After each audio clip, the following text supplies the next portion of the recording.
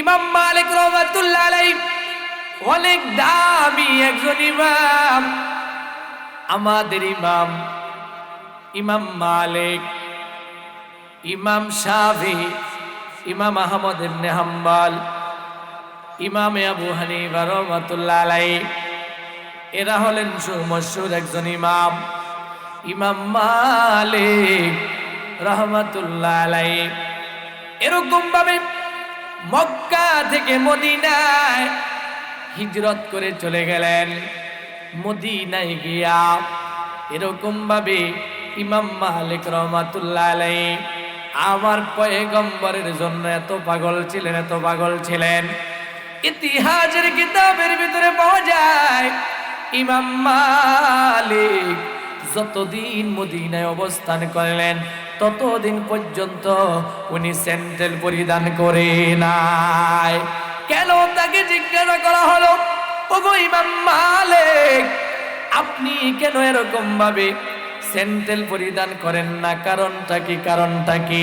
বলে আমি স্যান্ডেল জুতা পরিধান করি না, এর কারণটা হলো আমার কাছে মনে হয় আমি যেদিকেই তাকাই ওই দিকেই আমি পয়গম্বরের কদম দেখতে পাই। চিৎকার দিয়া বলেন সুবহানাল্লাহ।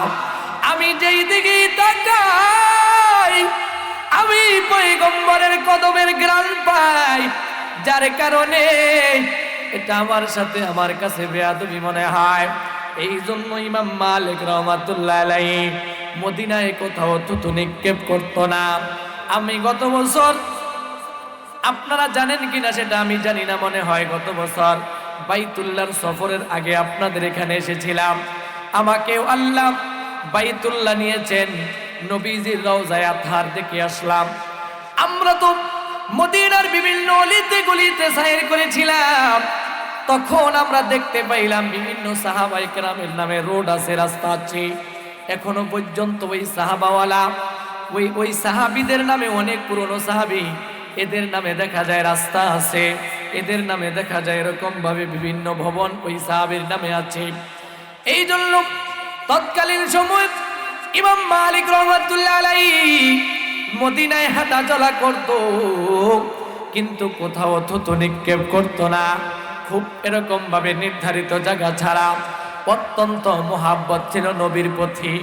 এই জন্য উনি অন্য হাজী সাহেবরা, অন্য লোকগুলি হজ করার জন্য মদিনা থেকে বের হয়ে যায়, কিন্তু ইমাম মালিক মদিনা থেকে বের হয় না, মদিনায় অবস্থান করতেছিলেন। ওনার ভেতরে একটা দিলের ভিতরে একটা চাহাত ছিল, চেতনা ছিল, আমি যদি মদিনা থেকে যদি বের হয়ে যাই তাহলে না জানি আমার মৃত্যুটা সেখানে হয়ে যায়, তাহলে তো আর আমার মনের তামান্না, মনের আরজিটা আমার আর হলো না। আমি চাই আমার মৃত্যুটা যেন মদিনায় হয়, আমার জানাজাটা যেন মদিনার লোকজন পড়ে, আমার দাফনটা হয়তো জান্নাতুল বাকিতে হবে। বলেন আলহামদুলিল্লাহ। ওই ব্যক্তি কত ভাগ্যবান, ওই ব্যক্তি কত সহি কিসমতওয়ালা, যেই ব্যক্তির মাকবারাটা জান্নাতুল বাকিতে হয়, যেই ব্যক্তির মাকবারাটা জান্নাতুল মুআল্লায় হয়, ওই ব্যক্তি কত ভাগ্যবান।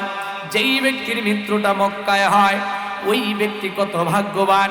যেই ব্যক্তির মৃত্যুটা মসজিদে এরকম ভাবে বাইতুল্লাহ হেরেম শরীফের ভিতরে হয়, ওই ব্যক্তি কত ভাগ্যবান। যেই ব্যক্তির মৃত্যুটা এরকম ভাবে, যেই ব্যক্তির মৃত্যুটা এরকম ভাবে মদিনা হেরেম শরীফে হয়, ওই ব্যক্তি কত ভাগ্যবান। যার মৃত্যুটা এরকম ভাবে, যার মৃত্যুটা তাহাজ্জুদের নামাজের সিজদার ভিতরে হয়, বলেন আলহামদুলিল্লাহ। ওই ব্যক্তি কত ভাগ্যবান, ওই ব্যক্তি কত সহি কিসমতওয়ালা, ওই ব্যক্তি কত সৌভাগ্যবান। যার মৃত্যুটা এরকম ভাবে জুমার দিন সিজদার নামাজের ভিতরে হয়, ওই ব্যক্তি কত ভাগ্যবান। যার মৃত্যুটা রমজান মাসে এরকম ভাবে সিজদার হালতে জুমার নামাজের ভিতরে হয়। কি বলে, এটা ভাগ্যের ব্যাপার না? এরকম ভাবে পুরুষের চাইতে এখানে অনেক মায়েরা আছে, পর্দার হালতে আমাদের মায়েরা ওয়াজ শুনতেছেন, আর ওয়াজ নসিহত নামাজ রোজার প্রতি আমাদের মায়েরা সব সময় বেশি দুর্বল থাকে। কথা বলেন, থাকে না? থাকে না? পর্যাপ্ত পরিমাণ আমাদের মায়েরা এসেছেন ওয়াজ শোনার জন্য। এই ও মা, আজকে থেকে দোয়া করবেন, ও বাবা এখন থেকে দোয়া করবেন, আল্লাহ যেহেতু জন্মগ্রহণ করেছি মৃত্যুটা তো তুমি অবশ্যই দিবা, ওগো আল্লাহ তবে মৃত্যুটা রমাজান মাসে শুক্রবার দিন এরকম ভাবে জুমার নামাজের সেজদার ভেতরে দিয়া দিও। ওগো আল্লাহ যদি তুমি এরকম ভাবে মৃত্যু তো দিবা, মৃত্যু তো শতভাগ নিশ্চিত, 100-100 মৃত্যু থেকে কেউ মুক্তি পাবে না। এই জন্য দোয়া করেন, আল্লাহ মৃত্যু তো তুমি দিবা, যদি মৃত্যুটা যদি তুমি মসজিদ নববীর ভিতরে দিতা, ওগো আল্লাহ মৃত্যু তো তুমি দিবা, তবে এই মৃত্যুটা যদি মক্কায় হেরেম শরীফের ভেতরে দিতা তাহলে কপালটা খুলে যেত। কি বলেন? এই জন্য হাজির ইমাম মালিক রহমাতুল্লাহ আলাইহি এরকম ভাবে মদিনা ছাইরা যায় না, মক্কায় উনি মদিনা ছেড়ে যায় না। যখন হজের মৌসুম চলে আসলো, হাজী সাহেবরা সাদা কাপড় পরিধান করে এরকম ভাবে হজ করার জন্য মক্কার পথে রওনা দিলেন। ওনার দিলের ভিতরে তামান্না, আমি যদিও যাইতে পারতাম, কিন্তু ওনার দিলের ভিতরে আরেকটা আশা, হায় হায় আমি যদি মদিনা থেকে বের হয়ে যাই, সেখানে যদি আমার মৃত্যু হয়ে যায়। কিংকর্তব্য বিমূঢ় টেনশন ফিল করতেছিলেন।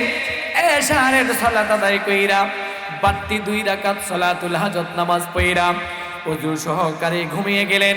গভীর রজনীতে দয়াওয়ালা নবী, মায়াওয়ালা নবী, উম্মতের কাল্লারি নবী, বিশ্ব নবী, খতমে নবী, আমাদের নবী মুহাম্মাদুর রাসূলুল্লাহ সাল্লাল্লাহু আলাইহি ওয়াসাল্লাম ইমাম মালিক রহমাতুল্লাহ আলাইহির সাথে স্বপ্ন যোগে সাক্ষাৎ হয়ে যায়। কিন্তু সাক্ষাৎ হয়েছে বটে, কথা বলার কোনো সুযোগ হয় না। আল্লাহর পয়গম্বর ইমাম মালিককে 5টা আঙ্গুল দেখে দিলেন, কোনো কথা বলতে পারলেন না। ঘুমটা ভেঙে গেল, পেরেশানির ভিতরে পড়ে গেলেন। নবীকে দেখলাম, আর যেই ব্যক্তি নবীকে স্বপ্ন যুগে দেখলো, পয়গম্বরে আরবি বলেন, মান রাআনি ফিল মানামি, যেই ব্যক্তি আমাকে স্বপ্ন যুগে দেখলো সে আমাকে দেখলো, কারণ শয়তান আমার সূরাত ধারণ করতে পারে না। নবীজির সূরাত শয়তান ধারণ করতে পারে না। এই জন্য উনি বললেন, হায় হায় কথা তো বলতে পারলাম না। টেনশন ফিল করতেছিলেন। ফজরের নামাজ পড়া পেরেশানির ভিতরে পড়ে গেলেন। নবীজি 5টা আঙ্গুল দিয়া কি বুঝাইল? 5টা আঙ্গুল দিয়া কি 5 দিন বুঝাইল? না 5 ঘন্টা, না 5 বছর, না 5 যুগ। যদি 5 দিন হয় তাহলে তো মোটামুটি একটা সুযোগ আছে। 5 ঘন্টা হইলে তো আমি মদিনা থেকে বের হতে পারবো না। আর একটু যদি বেশি হয় তাহলে তো আমি মদিনা থেকে বের হয়ে হজটা করে আসতে পারবো। এই জন্য স্বপ্ন এটা কিন্তু সেনসিটিভ ব্যাপার। আমি আপনাদেরকে আরেকটা মেসেজ আজকে দিয়া যাই, পুরুষদেরকে বলি, আমাদের মায়েদেরকেও বলে যাই, আপনারা স্বপ্ন দেখলে মনে চাইলে আপনি কাউর কাছে বলে দিয়েন না, কারণ স্বপ্ন এটা অত্যন্ত গুরুত্বপূর্ণ জিনিস। স্বপ্ন এটা সবার কাছে বলা যায় না। স্বপ্ন তো বলতে হবে 1 নম্বর হলো যিনি আপনার একান্ত আপনজন, যিনি আপনার অত্যন্ত পছন্দের, বিশেষ করে যার ভেতরে আল্লাহর ভয় আছে, যিনি আল্লাহওয়ালা বুজুর্গ ব্যক্তি, আপনাকে মোহাব্বত করে ভালোবাসে, এরকম ব্যক্তির কাছে আপনি স্বপ্ন বলবেন। এছাড়া যত্রতত্র আপনি স্বপ্ন বলবেন না, কারণ যত্রতত্র যদি আপনি স্বপ্ন বলেন তাহলে উনি যেই ব্যাখ্যা করবে, খোদা না খাস্তা সেই ব্যাখ্যাটা বাস্তবায়ন হয়ে যাবে। এই জন্য স্বপ্নের বিষয়টা গুরুত্বপূর্ণ। ব্যক্তি যারা আছেন, যারা আমল আখলাকওয়ালা ভালো, যিনি গ্রহণযোগ্য ব্যক্তি, বিশেষ করে সমাজের ভিতরে যেই সকল উলামায়ে কেরামের ভিতরে বুজুর্গ আলেম আছেন, আপনি তাদের শরণাপন্ন হতে পারেন। তারা অনেক চিন্তা ফিকির করে, অনেক গবেষণা কইরা তারপরে আপনাকে স্বপ্নের ব্যাখ্যা জানাবে। এটা মনে চাইলেই বলা যায় না। আমাদের দেশে তো কথার কথা, আব্দুল সালাম ভাই বাড়ির স্বপ্ন দেখছে রাত দিয়া, সকালবেলা দোকানের দ্বারা এই শুরু করছে, ভাই কালকে রাত একটা স্বপ্নে দেখছি রে, কি দেখছস, এই শুরু করছে। এখন বলার পরে ওই দোকানে 2, 4, 5 জন 10 জন যা ছিল এক একজনে এক এক মত বলা শুরু করছে।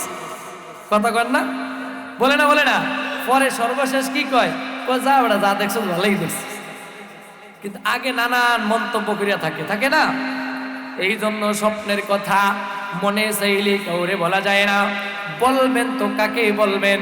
একান্ত আপনজন যিনি, তাকে। সে আপনার সবসময় মঙ্গল কামনা করবে, সে আপনার ভালো চাবে, ভালো চিন্তা ভাবনা করবে, ভালো কিছু সে তার জবান থেকে বের হবে, খারাপ কিছু তার থেকে বের হবে না। আর যেইটা স্বপ্ন ব্যাখ্যাকারী যেটা বলবে, কথার কথা অন্য লোক যদি আল্লাহওয়ালা হয়, সে যদি এরকম ভাবে ভালো একটা পজিটিভ কথা বইলা দেয়, তাহলে হয়তো বা আপনার লাইফে ওটাই বাস্তবায়ন হয়ে যাবে। কি বলেন?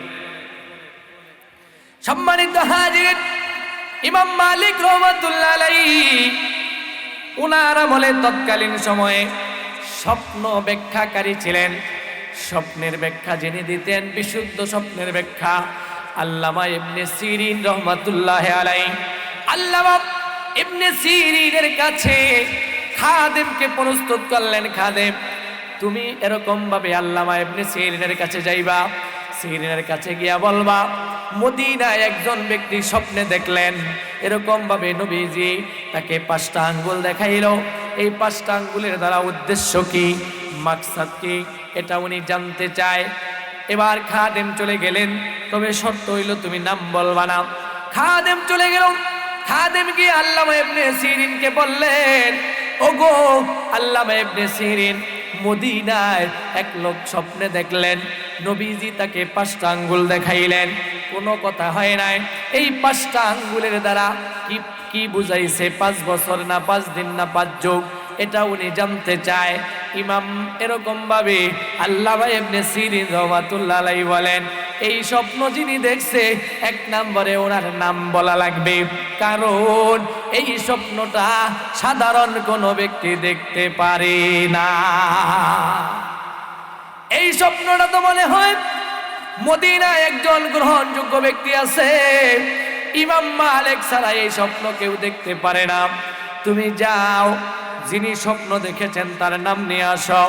খাদেম বললেন, স্বপ্নকারী যিনি স্বপ্ন দেখলেন তার নাম বলা তো নিষেধ করে দিয়েছে, অনুমতি নিয়ে আসো। আবার পুনরায় চলে গেলেন, হুজুর উনি তো স্বপ্ন কে দেখেছে তার নাম জানতে চায়, নচেত সে স্বপ্নের ব্যাখ্যা দেবে না। আচ্ছা ঠিক আছে, যাও আমার কথাই বলে দাও।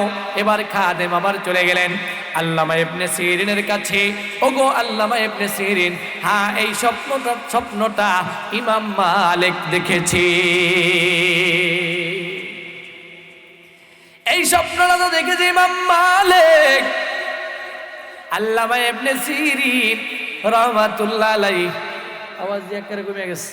আল্লামা ইবনে সিরিন রাহমাতুল্লাহ আলাইহি এবার খাদেমকে বললেন, তুমি গিয়া ইমাম মালিক রে বইলা দিবা, আল্লাহর পয়গম্বর 5টা আঙ্গুলের দ্বারা 5 বছরও বুঝায় নাই, 5 যুগ বুঝায় নাই, 5 ঘন্টা বুঝায় নাই, 5টা জিনিসের এলেম এইটা একজনের কাছে আছে, তিনি কে?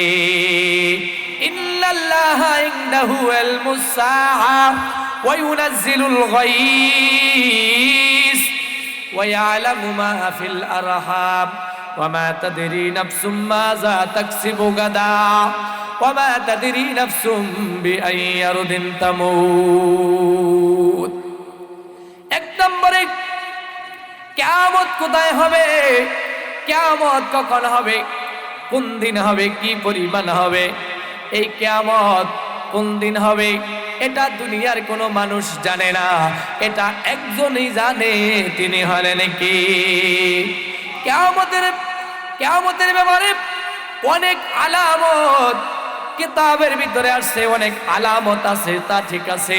কিয়ামত কোন দিন হবে, শুক্রবার দিন, তাও ঠিক আছে, কিন্তু শুক্রবার দিন হবে কোন বছরের শুক্রবার এটা তো নাই, কোন মাসের শুক্রবার সেটা তো নাই, এরকম ভাবে কোন যুগের শুক্রবার সেটা তো নাই। কিছু আলামত দেওয়া আছে, সব কিছু ঠিক আছে, কিন্তু এই কিয়ামত যে সংগঠিত হবে তার ইলমটা আল্লাহ রাব্বুল আলামিন গোপন রেখেছে। এটা কোনো মানুষ জানে না। এক নম্বরে ইন্নাল্লাহা ইনদাহু ইলমুস সাআ ওয়া ইউনাজ্জিলুল গায়স। বৃষ্টি কবে হবে, বৃষ্টি কোথায় হবে, কি পরিমাণ হবে, এটা দুনিয়ার মানুষ জানে না।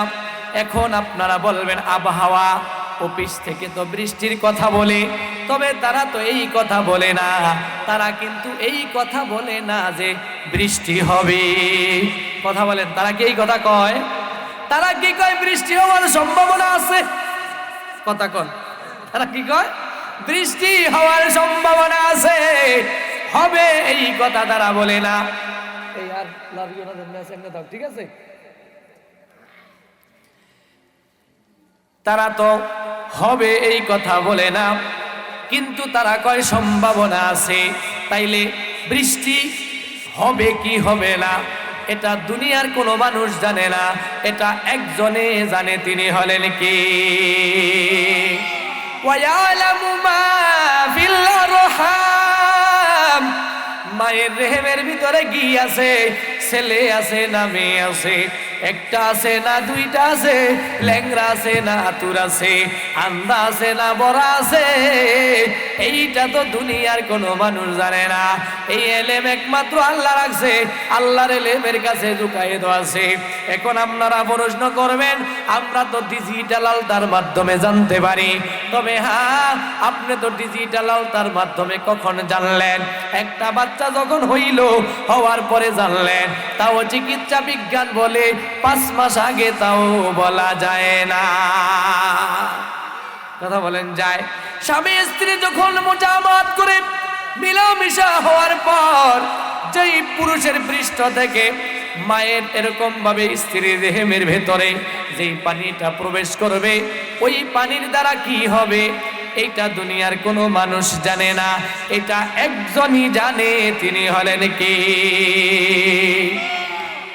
ওয়ামা তাদরি নাফসুম মাযা তাকসিবু গাদা। আগামী কালকের কি পরিমাণ আপনি আমি কামাই করব, কোন জায়গায় খাইব, কি দিয়া খাইব, অনেক সময় তো অনেক কল্পনা জল্পনা কইরা রাখি।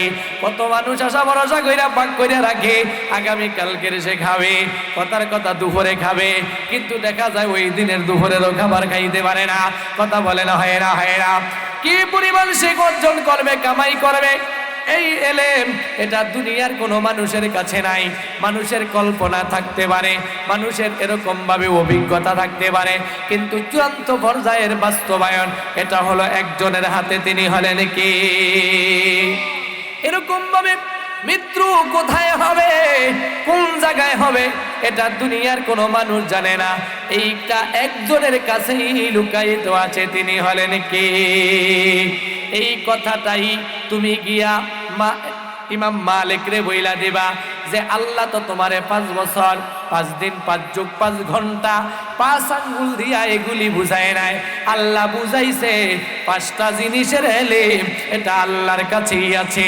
তুমি মনে করল, তুমি মনে করেছো মদিনা থেকে বের হইলে তোমার মৃত্যু হয়ে যাবে, এটা তোমার ধারণা, কিন্তু তোমার মৃত্যুটা কি মক্কায় হবে না মদিনায় হবে?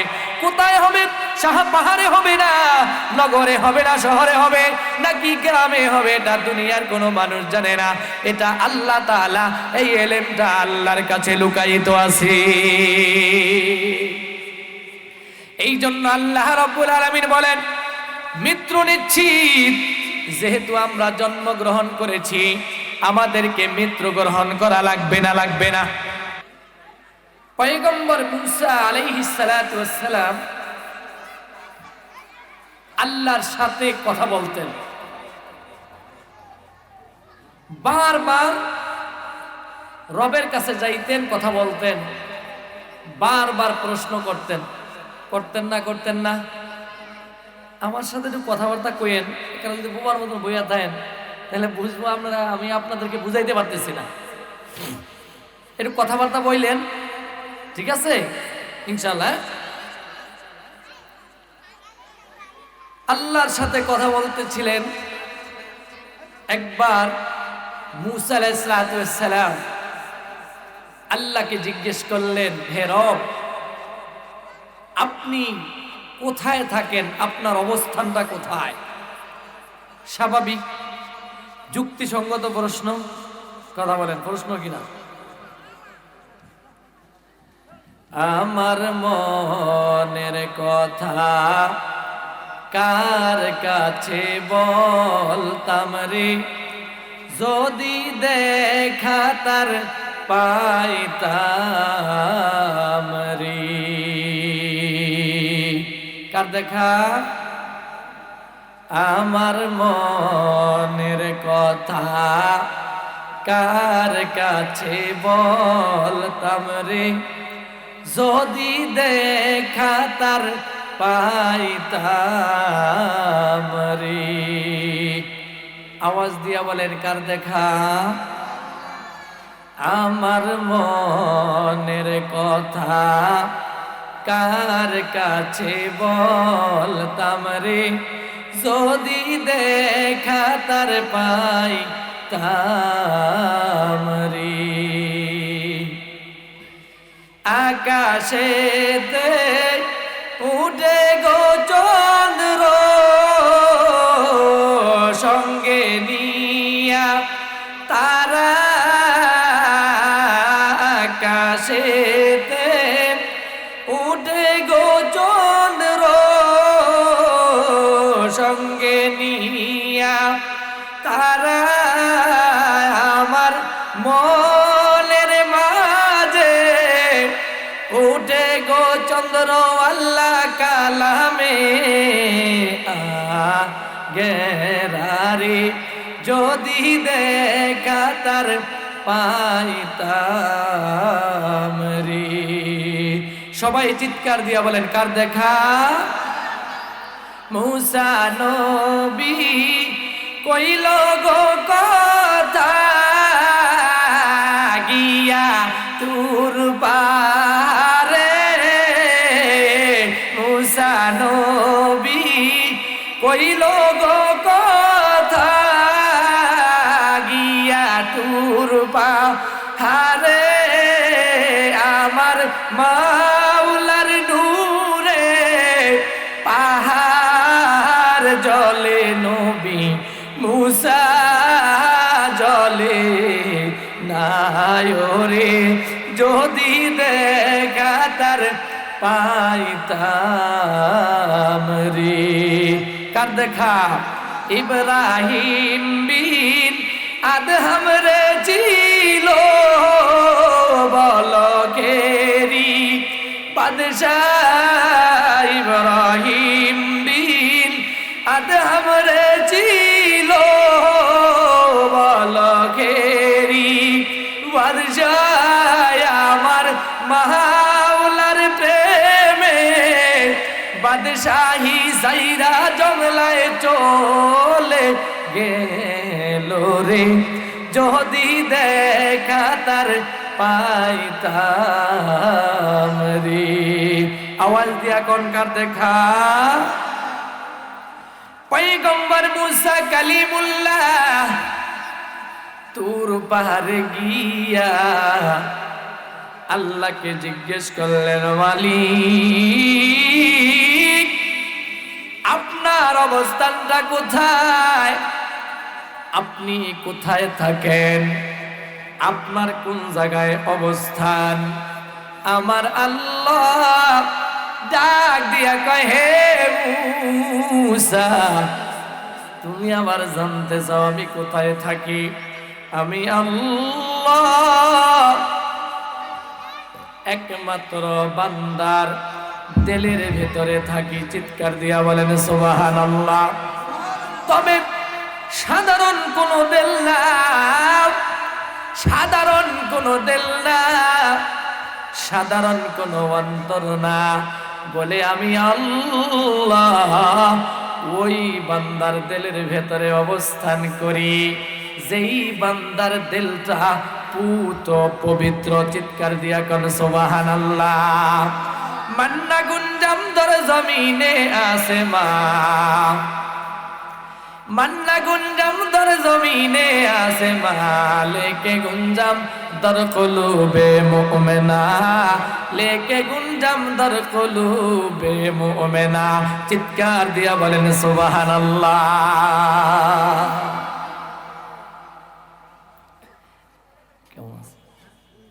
এই জন্য হাজিরিন আত্মাকে পবিত্র করতে হলে চার দোকানে বইসা থাকলে আত্মা পবিত্র হবে না।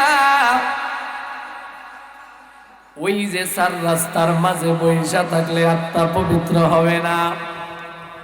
বাজারে ঘোরাঘুরি করলে আত্মা পবিত্র হয় না। আত্মাকে যদি পবিত্র করতে চাও, দিলটারে যদি পরিষ্কার বানাইতে চাও, এক নাম্বার কাজ উলামায়ে কেরামের সাথে দিলটা লাগাও। উলামায়ে কেরামের সাথে সম্পর্ক বাঁধো, মসজিদের সাথে দিলটা লাগাও, মাদ্রাসার সাথেও দিলটা লাগাও, তাফসীর মাহফিল ওয়াজ মাহফিলের সাথে দিলটা লাগাও, হক্কানি উলামায়ে কেরামের সাথে দিলটা লাগাও, বুজুর্গানে দ্বীনের সাথে দিলটা লাগাও, মনটা লাগাও। যদি হক্কানি আল্লাহওয়ালা দিনদার বুজুর্গ এরকম ভাবে মসজিদ মাদ্রাসা এগুলার সাথে যদি আপনার আমার দিলটা যদি লাগানো থাকে, তাহলে আমার আপনার দিলটা আস্তে আস্তে যদি কোনো গুমরাহাত, যদি কোনো কারাহাত আমার আপনার থেকে যদি সদর হয়ে যায়, তাহলে এই ভালো জায়গায় সংস্পর্শ থাকার কারণে, ভালো জায়গার সাথে লাইগা থাকার কারণে আমার আল্লাহ দিলটাকে এরকম ভাবে পবিত্র বানায়া দিবি। আওয়াজ দিয়া কোন আল্লাহ দিবে না দিবে না? সম্মানিত হাজিরিন, আমি আপনাদের সম্মুখে মহাগ্রন্থ কালামে পাক থেকে তেলাওয়াত করেছি। আল্লাহ রাব্বুল আলামিন জানিয়ে দেয়, কুল্লু নাফসিন যায়িকাতুল মাউত, প্রতিটি প্রাণী মৃত্যুর স্বাদ গ্রহণ করবে। কেউ কোনোদিন মৃত্যু থেকে মুক্তি পাবে না। যখন যার হায়াত শেষ হয়ে যাবে, ওই জায়গায় তাকে মৃত্যুবরণ করা লাগবে।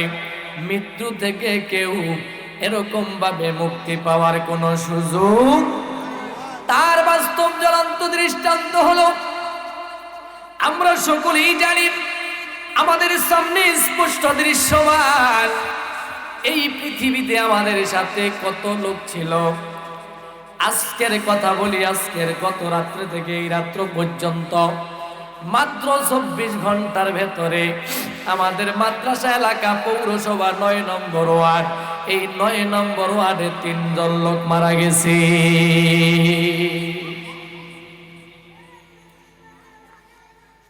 এই জন্য হাজিরিন, মৃত্যু আমাদের মিয়াফিল মিয়া শতভাগ নিশ্চিত, কেউ মৃত্যু থেকে মুক্তি পাবে না।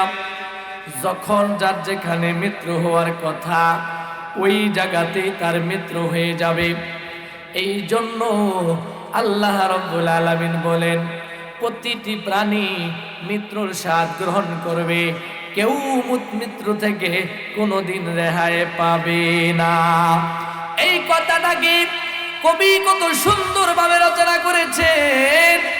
কবি জানিয়ে দেয়, মৌতু কাসিন কুল্লু নাসিন দাখিলুন, কবরু বাইতিন কুল্লু নাফসিন দাখিলুন, আলা ইয়া সাকিনাল কসরিল মুআল্লা, আলা ইয়া সাকিনাল কসরিল মুআল্লা, সাতুদফানু আন করিবিন ফিত তুরাবি, লাহু মালাকুন ইউনাদি কুল্লা ইয়াউমিন, লিদুলিল মাউতি ইয়াবনু লিল খারাবি, কলিলুল উমরুনা ফি দার দুনিয়া, কলিলুল উমরুনা ফি দার দুনিয়া, ওয়া মারজাউনা ইলা বাইতিত তুরাবি। হে বিলাস বহুল বাড়ি ওঠা, লিকার অধিকারী এ বিলাসে বহুল বাড়ি ওঠা লিকার অধিকারী অসিরে তোর কবর দেশে দিতে হবে পারি অসিরে তোর কবর দেশে দিতে হবে পারি কথা বলেন ঠিক কিনা এই দুনিয়ায় খুবই অল্প আমাদের জীবন এই দুনিয়ায় খুবই অল্প আমাদের জীবন অবশেষে কবর দেশে হব পদার্পণ কথা বলেন ঠিক কিনা আনতাল্লাযী ওয়ালাদাতকা উম্মুকা বাকিয়ান ওয়ান্নাসু হাওলাকা ইয়াযহাকুনা মাসরুরা فاجهد لنفسك إذ يكون باكيا في يوم موتك ضاحكا ومسرورا যেদিন প্রথম তুমি এসেছিলে ভবে যেদিন প্রথম তুমি এসেছিলে ভবে কেঁদেছিলে তুমি এসেছিল সবে এমন জীবন তুমি করহে গঠন এমন জীবন তুমি করহে গঠন মরণে হাসিবে তুমি কাঁদিবে ভুবন মরণে হাসিবে তুমি কাঁদিবে ভুবন কথা বলেন ঠিক কিনা এই জন্য হাজিরিন মৃত্যু এমন একটা জিনিস যার ব্যাপারে কেউ কত পার্থক্য নাই যার ব্যাপারে কেউ ইখতিলাফ করতে পারবে না কখন কার কোথায় মৃত্যু এসে যায় যার জন্য এটা দুনিয়ার মানুষ জানে না এটা একজনেরই কাছে আছে তিনি হলেন কি আরো জোরে কোন তিনি হলেন কি এই মৃত্যুর এলেম একমাত্র আল্লাহর কাছে আছে দুনিয়ার কোনো মানুষের কাছে নাই আমি আপনাদেরকে দুইটা উদাহরণ দিয়া তারপরে আমি আমার আলোচনা সামনের দিকে এগিয়ে নেওয়ার চেষ্টা করব আওয়াজ দিয়া কোন লাগবে না আমাদেরকে মৃত্যুর স্বাদ গ্রহণ করতে হবে আর মৃত্যুর সংবাদ মৃত্যুর খবর এটা দুনিয়ার কোনো মানুষ জানে না এমনকি কোনো পয়গম্বর পর্যন্ত মৃত্যুর সংবাদ জানে কোন নবীরা মৃত্যুর সংবাদ জানে না কোন সাহাবীরাও মৃত্যুর সংবাদ জানে না মৃত্যুর সংবাদটা মৃত্যুটা এটা একমাত্র আল্লাহ গোপন রেখেছেন আল্লাহ রাব্বুল আলামিন সেই কথাটাকেও আল্লাহ রাব্বুল আলামিন কালামে পাকের মাধ্যমে ঘোষণা দিলেন আল্লাহ রাব্বুল আলামিন বলেন ফাইদা জাআ আজালুহুম লা ইস্তাখিরুনা সাআতাও ওয়ালা ইস্তাকদিমুন আল্লাহ রাব্বুল আলামিন বলেন মরণ যার যেখানে হবে যেই জায়গায় যার মৃত্যু হওয়ার কথা ওই জায়গায় তাকে মৃত্যুবরণ করা লাগবে ওই জায়গা থেকে সামনে পিছনে ডানে বামে নিচে উপরে কোথাও যাওয়ার সুযোগ নাই জব মালাকুল মউত आएगे तुम्हारे सामने जब मलाकुल मौत आएगे तुम्हारे सामने तुमको मोहलत फिर न देंगे लब हिलाने के लिए तुमको बरसत फिर न देंगे लब हिलाने के लिए এই জন্য মরণ থেকে যতই পালাও মরণ তোমায় লইবে গিরি মরণ থেকে যতই পালাও মরণ তোমায় লইবে গিরি যদিও সুদূর আকাশে পানে পালাও সেথা লাগিয়ে সিঁড়ি যদিও সুদূর আকাশে পানে পালাও সেথা লাগিয়ে সিঁড়ি সম্মানিত হাজিরিন সর্বশেষ একটা দৃষ্টান্ত দিয়া আমি আপনাদের থেকে বিদায়ের পালা যেহেতু প্রায় আমার সময় শেষের দিকে আমি আপনাদেরকে একটা প্রাচীন কালের ইতিহাস আপনাদের সামনে প্লেস করে আমি আপনাদের থেকে বিদায় নিব কিতাবের ভিতরে পাওয়া যায় তাফসীরের কিতাবের ভিতরে পাওয়া যায় অন্যান্য কিতাবের ভেতরে পাওয়া যায় প্রাচীনকালে এরকম ভাবে গোলামবাদীর ব্যবস্থা ছিল না? ছিল না? কথা বলেন, ছিল না? ছিল না? প্রাচীনকালে, অতীতকালে গোলামবাদীর ব্যবস্থা ছিল। এক মা একটা গোলামকে ছোটবেলা থেকে লালন পালন কইরা 10-12 বছর বয়স পর্যন্ত তাকে উপনীত করাইলেন। কত বছর? 10 থেকে 12 বছর এই পর্যন্ত, এই বয়স পর্যন্ত তাকে পৌঁছে দিলেন। ওই মা, ওই মেয়ে লোকটা এরকম ভাবে অসুস্থ হয়ে গেলেন। তার গর্ভে বাচ্চা আসলো, বাচ্চা ভূমিষ্ঠ হবে এর পূর্ব মুহূর্তে ওই মায়ের ব্যথা বেদনা শুরু হয়ে গেলেন। আর ব্যথা বেদনা যখন শুরু হয়ে যায়, বাচ্চা যখন ভূমিষ্ঠ হয়, বাচ্চা ভূমিষ্ঠ হওয়াকালীন সময় আমাদের মায়েদের জন্য, পর্দার আড়ালে আমাদের মায়েরা আছেন, এখানে অনেক বয়োজ্যেষ্ঠ ব্যক্তিরা আছেন, তখন আগুনের প্রয়োজন হয়, গরম পানির প্রয়োজন হয়। কথা বলেন, হয় না? হয় না? পয়গম্বর মূসা আলাইহিস সালাম বিয়ে করার পর তার বিবি সাহেবা দীর্ঘ একটা সময় তার শ্বশুর বাড়িতে ছিলেন। তার বিবি সাহেবাকে নিয়ে পয়গম্বর মূসা কালিমুল্লাহ তার নিজের বাড়ির পথে রওনা দিলেন। পথিমধ্যে পয়গম্বর মূসা আলাইহিস সালামের বিবি অসুস্থ হয়ে গেলেন, ব্যথা বেদনা শুরু হয়ে গেল। বিবি ডাক দিয়া কয়, স্বামী আমার, দেখুন তো দেখি কোথাও কোনো আগুনের ব্যবস্থা হয় কিনা। পয়গম্বর মূসা আলাইহিস সালাম বিবিকে নির্ধারিত একটা জায়গায় সেট করে, পাহাড়ি এলাকা, বালুকাময় এলাকা, এরকম ভাবে তেমন কোনো মানুষজন নাই, জনশূন্য এলাকা বললেই চলে। পয়গম্বর মূসা কালিমুল্লাহ আগুন তালাশ করার জন্য পথ চলা শুরু করলেন। এরকম ভাবে যাইতেছে তো যাইতেছে, যাইতেছে তো যাইতেছে, আর দেখতেছে ও দূর দূরে একটা পাহাড়, পাহাড়ের উপরে একটা আগুন ঝলমল ঝলমল করতেছে। পয়গম্বর মূসা আলাইহিস সালাম ওই আগুনটা ধরবার জন্য, ওই আগুনটা আনার জন্য পাহাড়ের পথে রওনা দিলেন। আমার আল্লাহ পয়গম্বর মূসা কালিমুল্লাহ রে ডাক দিয়া কয়, এ মূসা, খবরদার খবরদার, ইন্নাকা বিল ওয়াদিল মুকদ্দাসি তুয়া।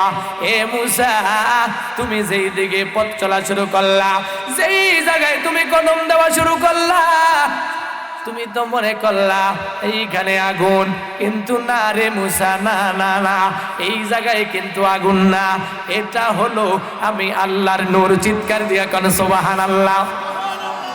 আমি আল্লাহর নূর, এটা জলমল করতেছে, তুমি তো মনে করেছো আগুন, না না, এটা আগুন না। ইন্নাকা বিল ওয়াদিল মুকদ্দাসি তুয়া ফাখলানা আলাইক।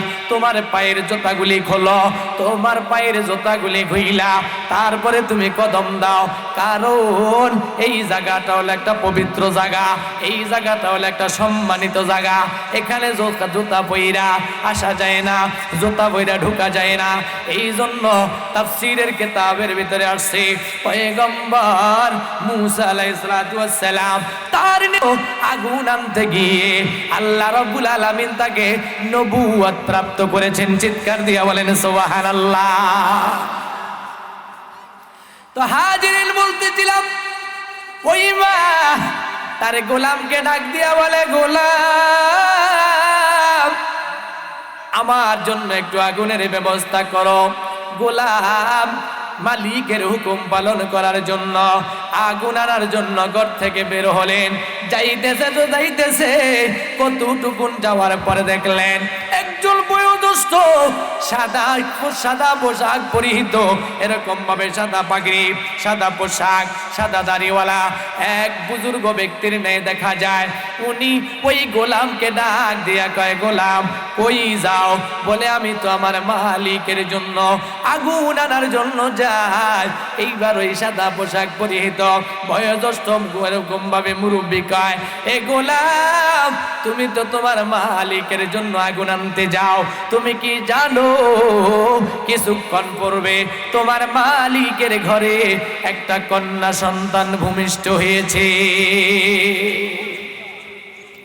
গোলাম ডাক দিয়া কয়, না না, আমি তো সেটা জানি না, আমাকে বলছে আগুন আনার জন্য, এই জন্য আমি আগুন আনতে যাই, আমি জানি না। এইবার ওই মুরব্বী, ওই লোকটা সাদা পোশাক পরিহিত, ওই লোকটায় ডাক দিয়া কয়, গোলাম, তুমি তো তোমার মালিকের জন্য আগুন আনতে যাও, আর তোমার মালিকের ঘরে যেই কন্যা সন্তানটা ভূমিষ্ঠ হয়েছে, এ তো এই কন্যা সন্তানটা একটা সময় অনেক বড় হবে, বড় হয়ে এই কন্যাটা, এই মেয়েটা সমাজের ভেতরে 100 যুবকের সাথে জিনা কইরা 100 যুবককে জিনাকার বানাবে। বলেন নাউজুবিল্লাহ। এগুলা, এই যুবক, তুমি তো যাও আগুন আনার জন্য, আর ওই মেয়েটা দুনিয়াতে আইসা সমাজ নষ্ট করবে। 1 নাম্বার বার্তা। নাম্বার 2, দ্বিতীয় নাম্বার বার্তা হলো, এগুলা, ওই মেয়েটার মৃত্যু হবে একটা মাকড়সার সাথে। বলেন কিসের সাথে? একটা মাকড়সার সাথে তার মৃত্যু হবে। এই কথাটা শুই না এইবার তাজা তাগড়া নৌজওয়ান যুবক, টকবকে 12 বছর বয়সে ওলা যুবক, মাথাটা তার গরম হয়ে গেল, মেজাজটা গরম হয়ে গেল। ফুলাইন মানুষ না, হায় হায় কি কয়, এই দুনিয়াতে আইসা 100 যুবকের ইজ্জত নষ্ট করবে, জিনাকার বানাবে, এটা আমি তারে হইতে দেব না। যুবকটায় আস্তে আস্তে বাড়িতে আসলেন। বাড়িতে আইসা ওই কন্যা সন্তানটাকে তার সাথে থাকা একটা চাকু দিয়া তার পেটটা এরকম ভাবে কাইটা ফালাইলেন, তাকে হত্যা করার জন্য, তাকে দুনিয়া থেকে বিদায় করে দেওয়ার জন্য। তার মায়ের সামনে, বাচ্চার মায়ের সামনে যখন এই ঘটনাটা ঘটিয়ে দিল, এইবার মা চিৎকার দিয়া কান্দে আর বলতে আছে, হায় হায়, কাকে আমি ছোটবেলা থেকে লালন পালন করলাম, ও আমারটা খাইয়া আমার একমাত্র একটা সন্তান, ও আজকে সেটা শেষ করে দিল, এটা তো ভালো করলো না। এবার ওই মা 2টা ব্যথা, 3টা ব্যথায় ব্যথিত। 1 নাম্বার ব্যথা হলো ওই মায়ে কেবল সদ্য তার থেকে বাচ্চা ভূমিষ্ঠ হয়েছে, সেই ব্যথায় সে ব্যথিত। 2য় নম্বর ব্যথাটা হলো তার সামনে তার কলিজার টুকরা কোমলমতি শিশুটাকে মুহূর্তের ভেতরে পেটটাকে কেটে দিল। নাম্বার 3, 3য় নম্বর হলো এই গোলামটারে ছোটবেলা থেকে লালন পালন করালাম, ও আজকের আমার সাথে নিমক হারামি করলো, বেঈমানি করলো, ওরে আমি কি খাওয়াইলাম, নমক করদান নমক দানি সে কাস্তি, ও আজকের আমারটা খাইয়া আমার কাছে বড় হইয়া আমাকে ধ্বংস করার জন্য ও এরকম ভাবে এই কাজটা করার জন্য রয়ে গেল। এবার মেয়ে লোক মানুষ এরকম ভাবে কান্নাকাটি করতেছে তো করতেছে, আর মেয়েটাকে তো বাঁচাইতে হবে। এবার তার সাথে থাকা তৎকালীন সময়ের চিকিৎসা, ও বাবা ভাই বন্ধু, একটা সময় গ্রামীণ চিকিৎসা ছিল না, ছিল না, এত উন্নত চিকিৎসা ছিল না, ছিল না। আমি ছোটবেলায় যেটা দেখেছি, আমার কথা আমি বলি, কাউর যদি হাত পা ভাঙ্গা যাইত, তখন এলাকার কিছু ঘনকার টনকার দিয়া বাসটাস দিয়া টাইনা টুইনা সোজা করিয়া বান্ধা রাখতো। দেখছেন না আপনারা? দেখছেন কিনা? এরপরে যদি কাউর পেট ব্যথা শুরু হইয়া যাইত, কলা কচু ভাতা, পাকিস্তানি ভাতা, মুগ গালড়া ভাতা, এগুলি মত্যা, এগুলির রস খাওয়াইতো না, খাওয়াইতো না। এখন কি আছে? এর বাস্তবতা আছে? এর বাস্তবতা নাই। এবার ওই মেয়ে লোক মানুষ, তার কাছে থাকা যে চিকিৎসাটা ছিল, তার মেয়েটারে তো বাঁচাতে হবে, কন্যাটাকে তো বাঁচাতে হবে। মুহূর্তের ভেতরে নারী বুড়িগুলি বের হয়ে গেল। নারী বুড়িগুলি পেটের ভিতরে ঢুকাইয়া গ্রামীণ সুই সুতা দিয়া সেলাই করে দিলেন। এবার ওই যুবকটা চিন্তা করলো, আমি যেই অন্যায় করলাম, আমারে তো আস্তে আস্তে তার ভেতরে কাজ করতেছিল, আমি যেই অন্যায় করেছি আমারে তো দুনিয়ার মানুষ রাখবে না, আমি যেই অন্যায় করছি আমার কথা দুনিয়ার কেউ শুনবে না। আই দেখি ওই লোকটাই কি কইছে, আচ্ছা যায়া দেখি তারে খুঁজা খুঁজা পাই কিনা। পুনরায় আবার সেখানে গেছে, যাইয়া দেখে লোক তো কিছু নাই। লোকটা চিন্তা করলেন এখন আমার আর বাড়িতে যাওয়ার সুযোগ নাই, ও দেশান্তর হয়ে গেলেন, দূর প্রবাসে চলে গেলেন। এদিকে আমার আল্লাহ ওই যে কন্যার মা গ্রামীণ চিকিৎসা দিয়া বাচ্চাটাকে যে পেটটা সেলাই করে দিলেন, আল্লাহ রাব্বুল আলামিন যেহেতু তার হায়াত আছে, হায়াত থাকবে, যার কারণে আমার আল্লাহ ওই বাচ্চাটাকে পরিপূর্ণ সুস্থ করে দেয়। একদিকে বাচ্চাটা সুস্থ হয়ে গেল, অপরদিকে গোলামটা দেশান্তর হয়ে গেল। এরকম ভাবে দীর্ঘ কয়েক বছর পর একটা সময় উনি যখন প্রবাসে চলে গেলেন, ভালো একটা টাকা পয়সা কামাইছে, তার আত্মীয় স্বজনের কাছে এরকম ভাবে চিঠি লিখলেন, তার আত্মীয় স্বজন শুভাকাঙ্ক্ষীর কাছে চিঠি পাঠিয়ে দিলেন, আমি তো দেশে আসবো, বিয়ের বয়স হয়েছে, আপনারা আমার জন্য মেয়ে দেখেন। বাড়িওয়ালারা তার জন্য অনেক দেখা শুই না, অনেক খোঁজাখুঁজি কইরা তার জন্য একটা মেয়ে ঠিক করে রাখলেন। লোকটা দেশে আসলো, দেশে আইসা বিয়ে শাদী হয়ে গেল। বিয়ে শাদী হওয়ার পর স্বামী স্ত্রী দুইজন ফুল সজ্জার রাত্র বাসর রাত্র অবস্থান করতেছিলেন। একটা সময় যখন অতিবাহিত হয়ে গেল, আর দেখতে পাইলেন তার বিবি সাহেবার পেটের উপরে বড় ধরনের একটা সেলাই করা দাগ। এবার স্বামী ডাক দিয়া কয়, বিবি আমার সত্যি করে বল, ছোটবেলায় কি তুমি মারাত্মক কোনো অ্যাক্সিডেন্ট হয়েছ কিনা? তোমার পেটে দিয়ে বড় ধরনের দাগ দেখা যায়। এবার বিবি সাহেব দু চোখের পানি পালাইয়া চিৎকার দিয়া বলতেছে, স্বামী আমার, হ্যাঁ ছোটবেলায় একটা দুর্ঘটনা ঘটেছে। বলে কিসের দুর্ঘটনা? বলে আমার মা আমাকে একটা গল্প শুনিয়েছে। সেই গল্পটা হলো, আমাদের ঘরে একজন গোলাম ছিল, আমি যখন দুনিয়াতে আসবো এর পূর্ব মুহূর্তে আমার মা নাকি গোলামকে আগুন আনার জন্য কোথাও পাঠিয়েছিলেন। গোলাম আসলেন, এদিকে আমিও দুনিয়াতে আসলাম, ও কোনো কথাবার্তা না বলে আমাকে নাকি মারার জন্য আমার পেটটাকে এইভাবে কেটে দিলেন। এটা হয়েছে। এরপরে আমার মা চিকিৎসা করলেন, আমাকে আল্লাহ হায়াত দিয়েছেন, আমি বর্তমানে এরকমভাবে তারপরে সুস্থ হয়েছি। এরপরে আমার বিয়ে শাদী হয়েছে। আমার ঘটনা হলো এই। এবার যুবক ডাক দিয়া কয়, স্বামী ও স্ত্রী আমার, তোমার মা তোমারে গল্প শুনিয়েছে, আমি তোমার একটা গল্প শোনাই। আর আমার গল্পটা হলো, তোমাকে ছোটবেলায় তোমাদের ঘরে থাকা যেই গোলামটা তোমাকে হত্যা করার জন্য তোমার পেটের উপরে ছুরি চালিয়েছিল, সেই যুবকটাই হলাম আমি। সুবহানাল্লাহ, আগামীকালকে কই, সেই যুবকটাই হলাম আমি। এইবার স্বামী স্ত্রীকে ডাক দিয়া কয়, বিবি আমার, তুমি আমাকে প্রশ্ন করো কেন আমি তোমারে মারতে চাইছিলাম?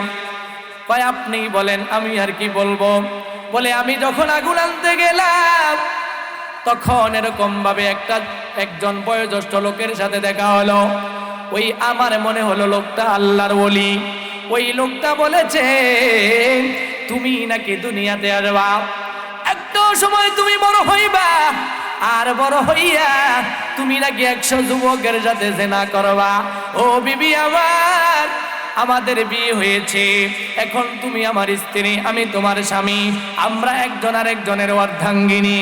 ও বিবি আমার, কোনো অসুবিধা নাই, সত্যি করে বলো তুমি কি 100 যুবকের সাথে জিনা করছো কিনা, এটা তুমি আমার সাথে বলো।